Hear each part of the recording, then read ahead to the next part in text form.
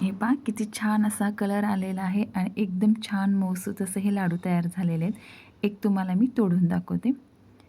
तर चला आज आपण उपवासाचे हे लाडू बनवूया. अ, थोडेसे ड्रायफ्रूट्स आणि शेंगदाणे टाकून बनवलेत.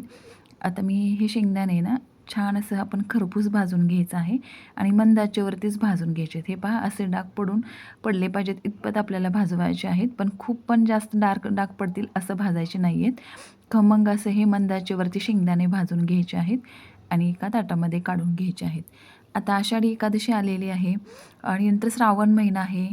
तर मग आपल्याकडे सण असतात, आपले उपवास असतात. तर त्यावेळी काहीजण खिचडी खात नाहीत किंवा आवडत नाहीत. तर त्यावेळी असे हे शेंगदाण्याचे लाडू सॉरी ड्रायफ्रूटचे लाडू, उपवासाचे लाडू हे असे बनवून ठेवले ना, एक 8 ते 10 दिवसासाठी. पण हे महिनाभर टिकतात. महिना काय 1.5-2 महिनेसुद्धा टिकतात. फक्त आपल्याला हे साहित्य आहे ना, छान असं हे भाजून घ्यायचं आहे.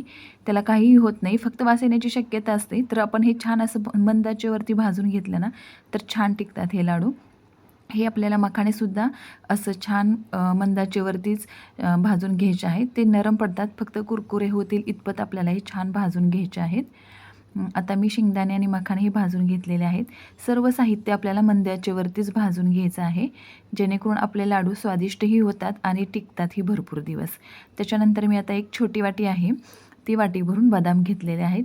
ड्रायफ्रूट्स तुमच्या आवडीनुसार तुम्ही कमी जास्त करू शकता. आता हे बदामसुद्धा आपल्याला छान असं हे परतवून घ्यायचे आहेत.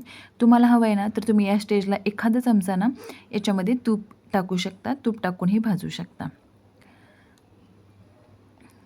आणि आता आपण हे छान मंद आचेवरती भाजून घेऊन ना घेणार आहोत. सर्व साहित्य आपल्याला मंद आचेवरतीच भाजून घ्यायचं आहे. तुम्ही आपल्या चॅनलवर नवीन असाल आणि आपल्या चॅनल अजून सबस्क्राईब केले नसेल, तर अशाच नवनवीन साध्या आणि सोप्या रेसिपी पाहण्यासाठी आपल्या चॅनलला लगेचच सबस्क्राईब करा. हे पहा सतत हलवत आपल्याला हे भाजून घ्यायचं आहे. ते शेंगदाण्याचे असं टरफल पडलेले ना ते मी काढून घेतलेले आहेत त्याच्यातून. आता आपण हे बदामही काढून घेऊया.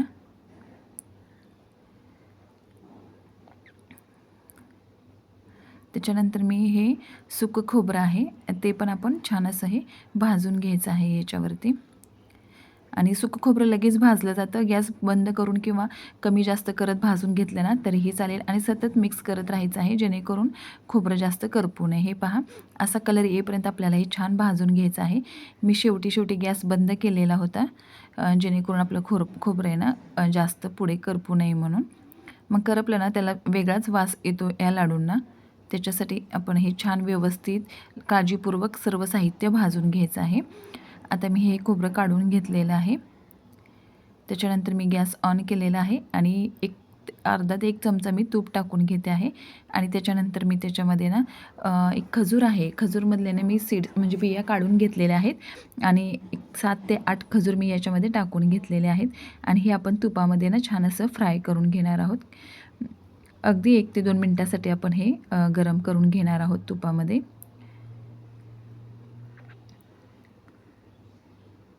हे पहा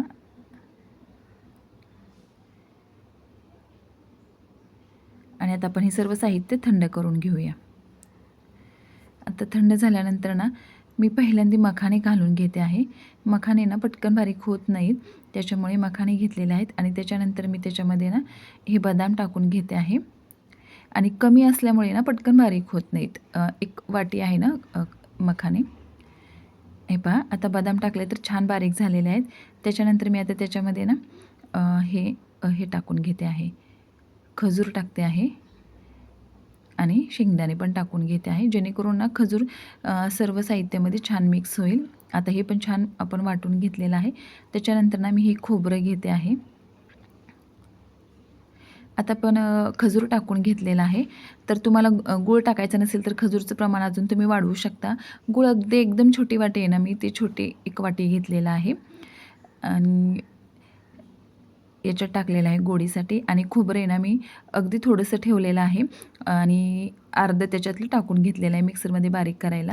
आणि हे भाजलेलं खोबरं आहे ना आणि या लाडूमध्ये ना अर्धं खोबरं आपण असं हे मिक्सरला वाटून घ्यायचं आहे आणि थोडंसं खोबरं असं हे बाजूला ठेवलेलं आहे आणि ते हाताने चुरून घ्यायचं, जेणेकरून आपण जेव्हा लाडू खातो ना तेव्हा ते दाताखाली खूप छान असं कुरकुरीत लागतं आणि लाडू पण छान लागतात. हे पहा अशा प्रकारे आणि पटकन चुरलं जातं ते.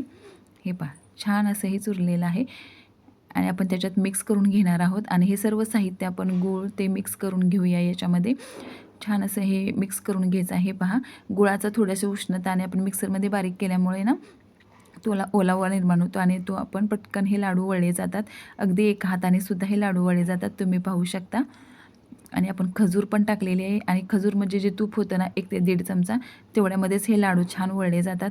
तुम्हीसुद्धा हे आषाढी एकादशीला हे लाडू अशा प्रकारे बनवून पहा. आषाढी एकादशीला काही नेहमीच खाऊ शकतो आपण हे लाडू. काही मुलांना ड्रायफ्रूट खायला आवडत नाही, तर अशा प्रकारे आपण त्याचे लाडू बनवून ना मुलांना ते देऊ शकतो आणि रोज 1 लाडू सकाळी खाल्ला तर मग नाश्ता करायची काहीच गरज नाही. तर तुम्हीही अशा प्रकारे हे लाडू बनवा आणि कसे झाले आहेत ते नक्कीच कमेंट करून सांगा. हे पहा अगदी सहज हे लाडू वळले जातात. शेंगदाण्यालाही थोडंसं तेल असतं, खोबऱ्यालाही असतं, 1 चमचा आपण तूप टाकलेलं आहे. गुळामुळे हे सुद्धा छान बाइंडिंग येतं. तर अशा प्रकारे हे हेल्दी लाडू तुम्ही नक्कीच बनवून पहा. एखादं साहित्य कमी जास्त केलं तरीही चालेल. खूप छान आणि लाडू तयार होतात हे. तर अशा प्रकारे तुम्ही हे लाडू नक्कीच बनवा आणि कसे झालेत ते नक्कीच सांगा.